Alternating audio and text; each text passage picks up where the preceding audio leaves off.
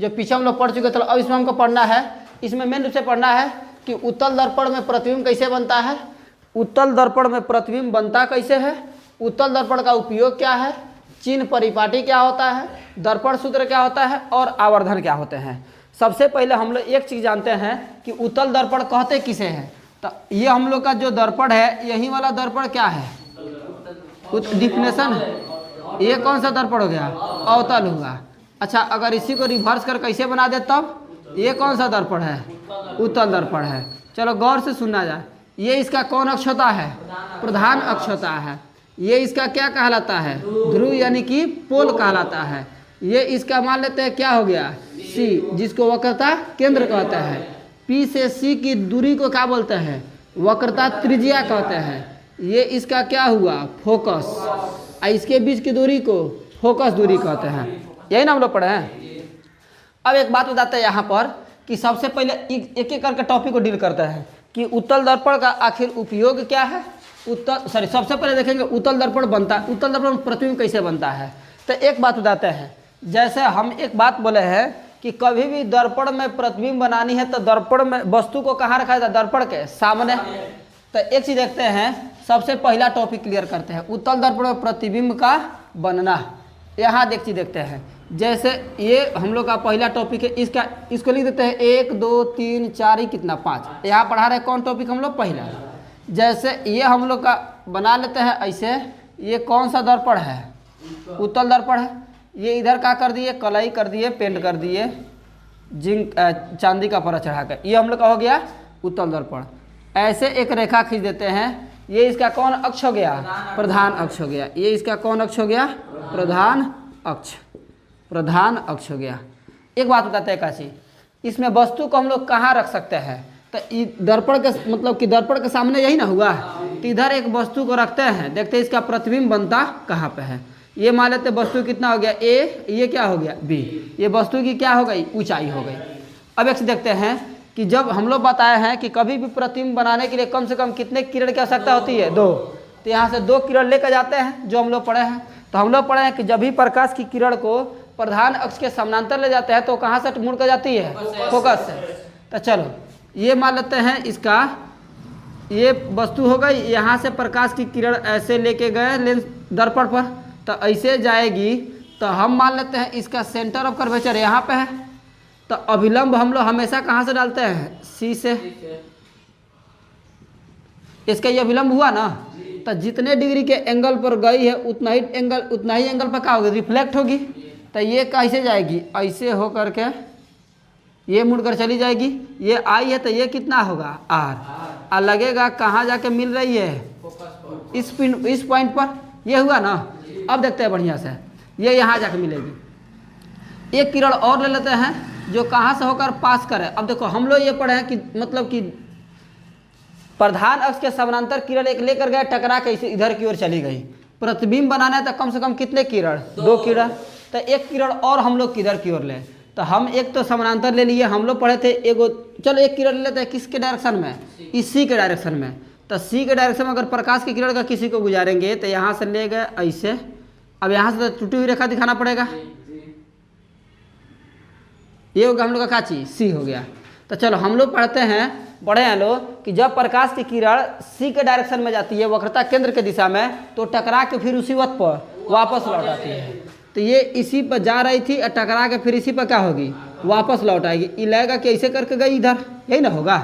इधर नहीं खींचना चाहिए, लेकिन चलो खींच दिया, ये लगेगा किधर की ओर जा रही है। अब एक चीज देखो, ई टकरा के इधर से गई थी तो इधर मुड़ गई, हाई वाला ये आके फिर इसी पर। इस दोनों को अगर आगे की ओर लेकर जाएंगे तो क्या कहीं मिलेगा, ये दोनों रेखाएं कहीं जाकर मिलेगी नहीं। तो आगे कहीं प्रतिबिंब तो नहीं बनने वाला। तो इस दोनों रेखाएं को पीछे करेंगे तो ये पीछे आई यहाँ पर, हाई वाला पीछे आ गया यहाँ पर। दोनों एक दूसरे को कहाँ पर मीट किया, ये वाला पॉइंट हुआ ना। तो यहाँ पर इसका प्रतिबिंब बना। ये था ए, तो हाई क्या चीज हो जाएगा, ए डैश। ये था बी, तो हाई क्या हो गया, बी डैश। यही ना हुआ।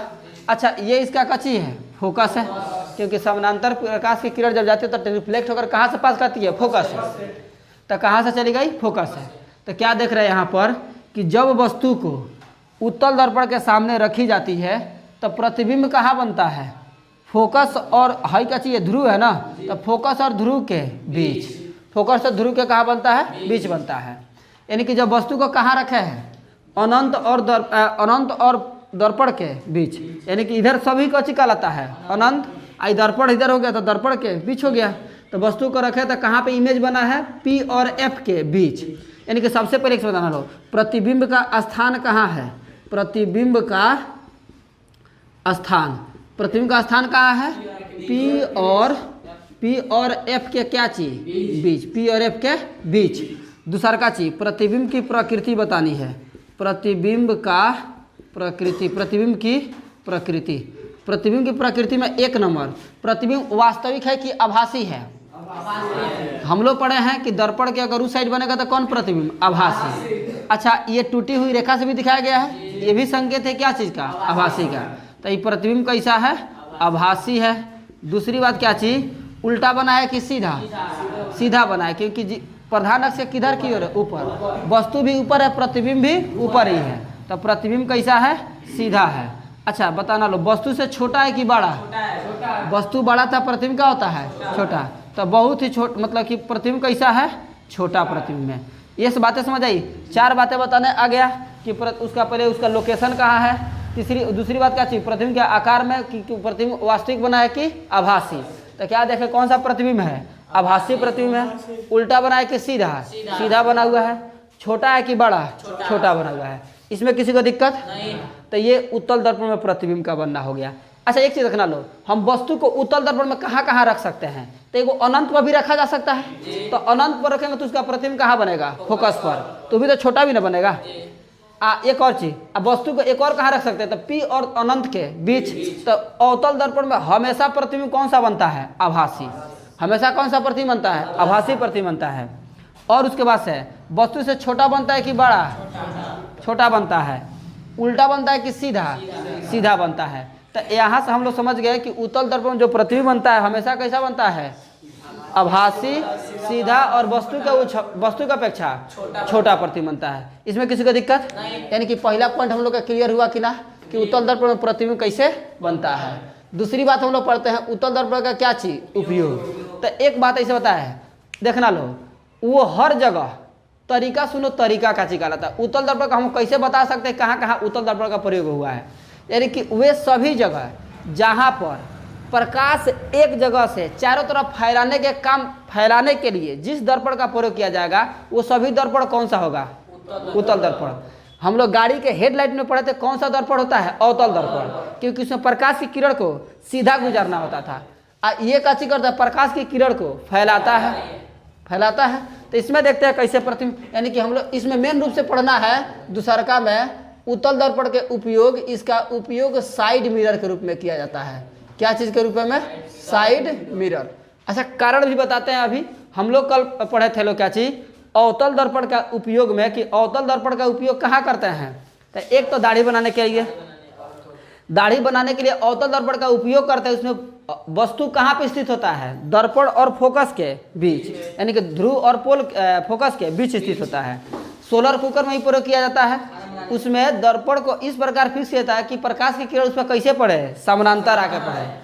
उसका उपयोग चिकित्सक में भी किया जाता है, दांतों कानून के इलाज करने के लिए। ये सभी उसका उपयोग था, और था, खैर वहाँ पर हम नहीं जाएंगे, अभी यहाँ पर आते हैं। गाड़ी के साइड मिरर देखना, गाड़ी के दो, एक हेडलाइट अलग हो गया। हेडलाइट में पूछेगा तो कौन दर्पण, अवतल दर्पण। और साइड मिरर में पूछेगा तब कौन सा दर्पण, तो उसको देखे तो बताएंगे कौन सा दर्पण, उत्तल दर्पण। अब कैसे उत्तल दर्पण का प्रयोग किया जाता है साइड मिरर के रूप में, उसको देखते हैं। एक चीज देखते हैं कि अगर मानते हैं कि साइड, जैसे कि उत्तल दर्पण अगर मानते हैं, देखना लो बढ़िया से, उत्तल दर्पण क्या बोला है, किसी भी वस्तु का प्रतिबिंब कैसा बनाया है, छोटा। कैसा बनाया है, छोटा। तो उत्तल दर्पण का नेचर होता है ना कि वो वस्तु का प्रतिबिंब कैसा बना है, छोटा बनाता है और बड़ा एरिया का बनाता है। देखना लो, अगर जाकर मोटरसाइकिल के जो शीशा होगा, अपना चेहरा देखना, छोटा दिखता है। क्यों, वो साइड मिरर है वो। तो इसका मतलब जो साइड मिरर के रूप में जो उत्तल दर्पण का प्रयोग किया जाता है ना, वो इसलिए किया जाता है ताकि किसी भी वस्तु का प्रतिबिंब कैसा बनाए, छोटा बनाए, ताकि हम थोड़ा सा एरिया नहीं, ज़्यादा एरिया को देख पाए और रोड पर देखे कि कौन गाड़ी आ रही है, कौन गाड़ी जा रही है। ऐसा नहीं कि ट्रक एक तो अपने बड़का होता है, अगर फटो कर बड़का बनाएगा तो पूरा शीशे भर जाएगा, पीछे से पता नहीं चलेगा कौन आ रहा है कौन जा रहा है, अल्लाह का ठोकर लग जाएगा। तो ऐसे हम लोग कहते हैं कि उत्तल दर्पण का प्रयोग साइड मिरर के रूप में किया जाता है, क्योंकि अब सुनना इसका आंसर अच्छा से सुनो। उत्तल दर्पण किसी भी वस्तु का प्रतिबिंब एक कैसे बनाता है, सीधा बनाता है और छोटा बनाता है। वस्तु का पैसा कैसे बनाता है, छोटा, और विस्तृत क्षेत्र वाला बनाता है, यानी कि ज़्यादा एरिया वाला बनाता है। इसलिए उत्तल दर्पण का प्रयोग साइड मिरर के रूप में किया जाता है, ताकि गाड़ी जो चला रहा है उसको कौनो वस्तु जो पीछे से आए ना तो सीधा दिखाई दे। ऐसा नहीं कि अवतल दर्पण लगा दो उल्टा दिखाई दे, आएगा ट्रक चल के तो चारों चक्का सब उसका चक्का ऊपर और मुड़ी चलाएगा नीचे तो उल्टा दिखाई देगा। उसको लगा पलट के ला के ठोक देगा ठोक नहीं देगा, उसको लगा कि वो पलटल है और वो ला के इनको पलटा देगा। तो ये जो उत्तल दर्पण है वो वस्तु का प्रतिबिंब कैसा बनाता है, सीधा बनाता है। बात समझे ना, वो सीधा बनाता है। तो इसीलिए तो उत्तल दर्पण का प्रयोग किया जाएगा, क्योंकि जो आएगा वह दिखेगा, ताकि उसको पता चले कि हाँ कौन सी पीछे से आ रहा है। और बाद से कौन सी ज़्यादा एरिया में बना रहा है और फट तो छोटा दिखा देगा। ढेर खानी आएगा गाड़ी, सबको छोटा छोटा दिखा, चाहे बोलेरो है, स्कॉर्पियो है, ये ट्रक है, बस है, ऐसे करके दिखा देगा। तो उसको साइड लेने में क्या होगा, आसानी होगी।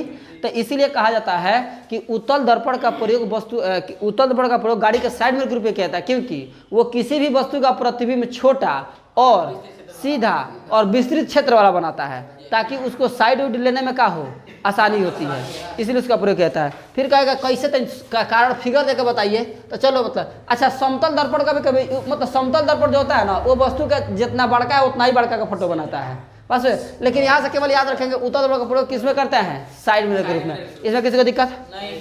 तो दूसरा पॉइंट क्लियर हुआ। इसका फिगर चाहे तो बना सकते हैं, जैसे यहाँ देखो लो फिगर बना दे। ये हम लोगों का कौन सा दर्पण, अंदर वाला पेंट कर दिए तो कौन दर्पण हो गया, उत्तल दर्पण। चलो गाड़ी का मानते हैं ये हो गया शीशा है, हम लोग का मान लेते हैं इसको ऐसे फ्रेम में सेट कर देगा, फ्रेम में इसे सेट कर देते हैं।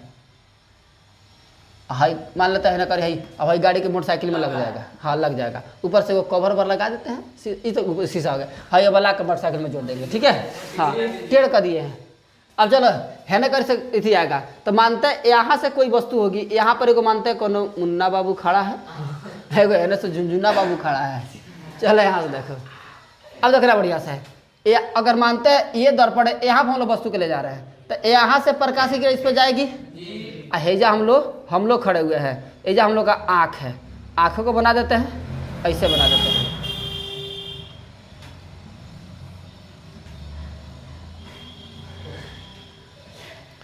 ये उसका हो गया आई।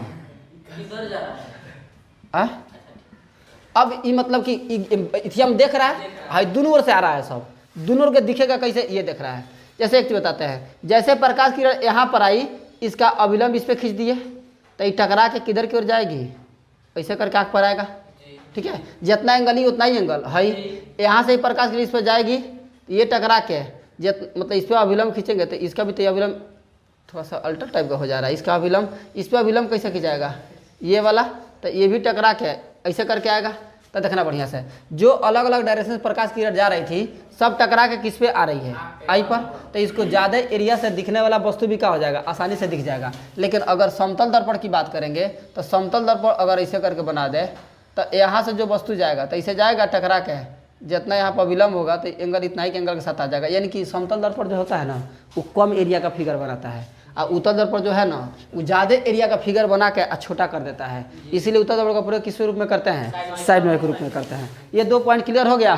चलो अब अगला चीज़ देखते हैं, उत्तल दर्पण का चिन्ह परिपाटी। चिन्ह परिपाटी क्या होता है, ठीक है, अच्छा से देखना लो, ये सभी इंपॉर्टेंट टॉपिक है इसमें का। चिन्ह परिपाटी क्या होता है, चिन्ह परिपाटी, चिन्ह परिपाटी जैसे ये हम लोग खींच दिए यहाँ पर, ये हो गया हम लोग का X O X dash, Y O Y dash, X O X dash, Y O Y dash. ये हम लोग हो गया निर्देशांक अक्ष। ये तो हम लोग सबसे पहले पढ़े थे लोग, मतलब इसको पहले ही से जानते हैं, इसको कच्ची बोलते हैं निर्देशांक अक्ष, यही ना होता हम लोग का। यही निर्देशांक अक्ष यहाँ पर चिन्ह परिपाटी का काम करेगा। देखो बताते हैं कैसे। अगर हम ऐसे करके बना दे, आइए कैसे करके बना देते हैं।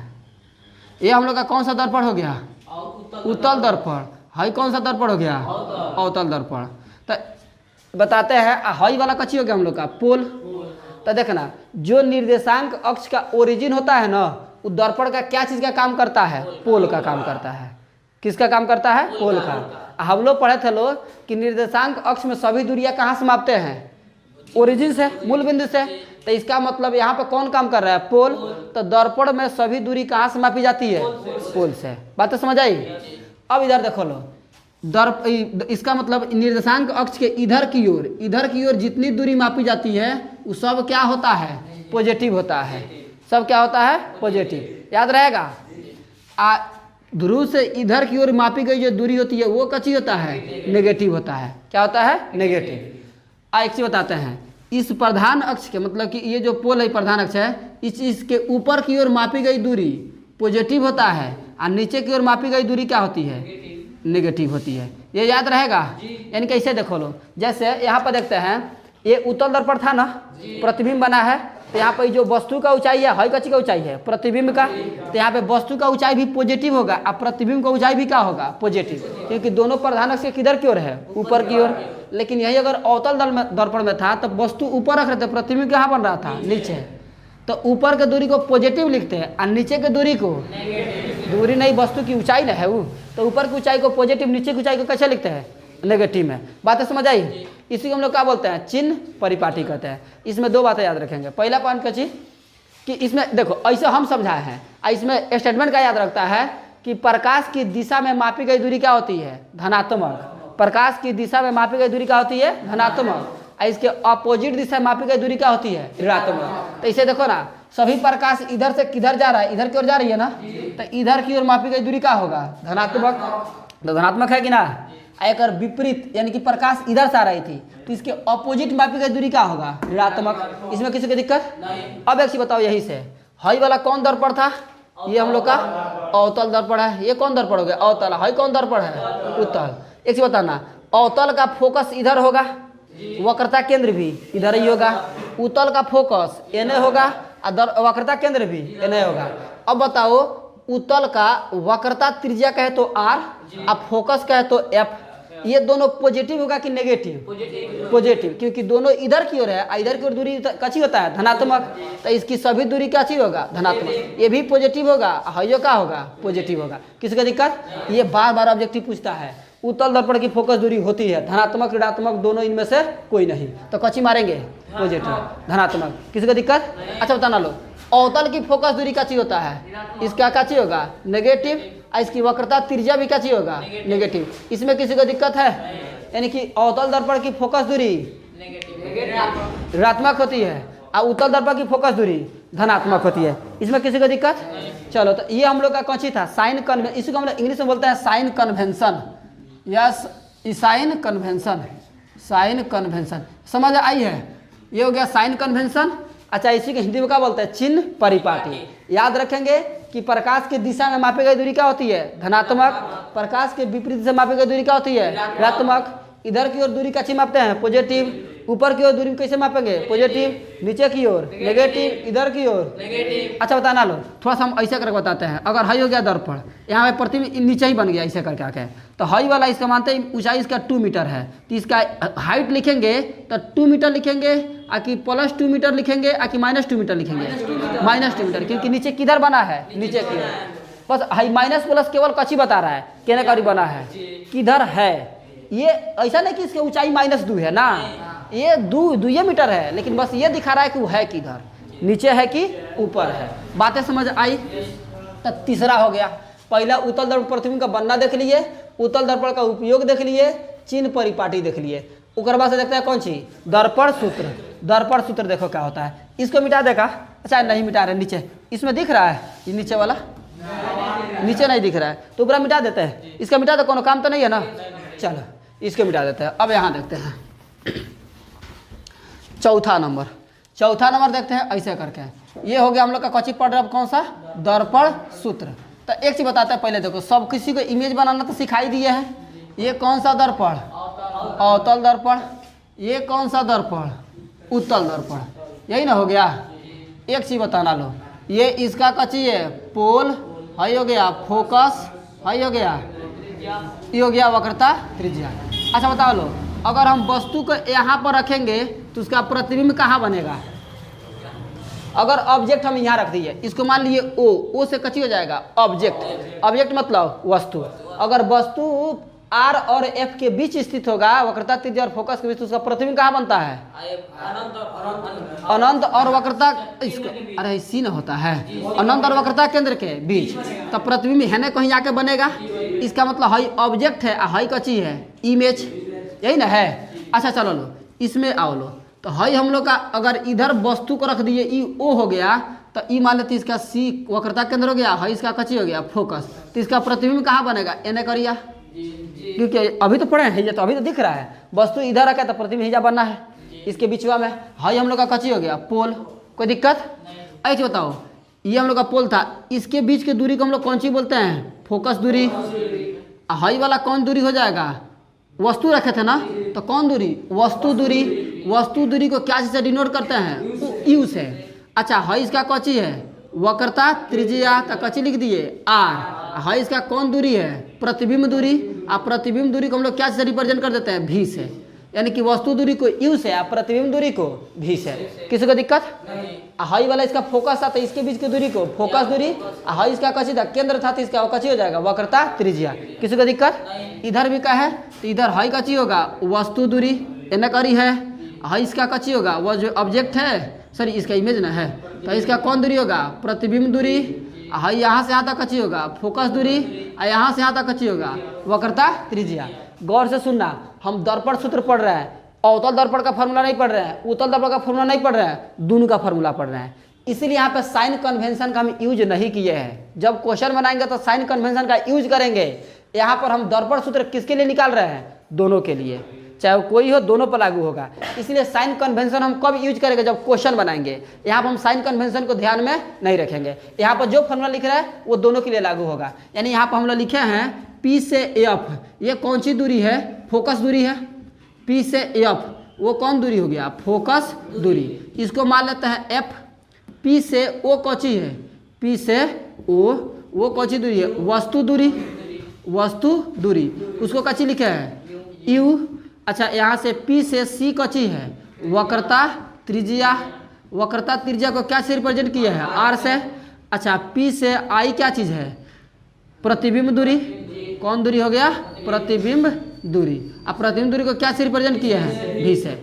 अच्छा देखना लो, दोनों के लिए लिखा गया, पी से एफ, पी से आई, पी से सबके लिए हो गया ना।